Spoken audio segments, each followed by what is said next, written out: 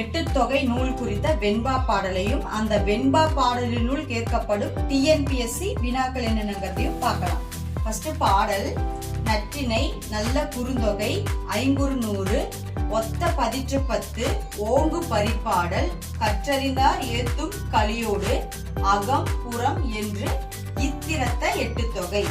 இப்போ பாடல்லையே நம்மளுக்கு எட்டு தொகை நூல்கள் என்னன்னு வந்துடும். நற்றினை, குறுந்தொகை, ஐங்குறு நூறு, பதிற்று 10, பரிபாடல், களி. இந்த இடத்துல களின்னு கொடுத்திருக்கிறது கலித்தொகை. அகப்புறம், அகநானூறு, புறநானூறு. இந்த எட்டும் தான் எட்டு தொகை நூல்கள். இதுல இருந்து கேட்கக்கூடிய வினாக்கள் எப்படி இருக்கும்னா, 1 டேஸ் பதிற்று 10 டேஸ் பரிபாடல். இங்க விடை ஒத்த பதிற்று 10 ஓங்கு பரிபாடல். இரண்டாவது வினா, கற்றறிந்தார் ஏத்தும் டேஸ். கற்றறிந்தார் ஏத்தும் களி. களித்தொகையை தான் இந்த இடத்துல களின்னு எழுதணும். மூணாவது, நற்றினை டேஸ் குறுந்தொகை. நற்றினை நல்ல குறுந்தொகை. இங்க நற்றினை நல்ல குறுந்தொகை.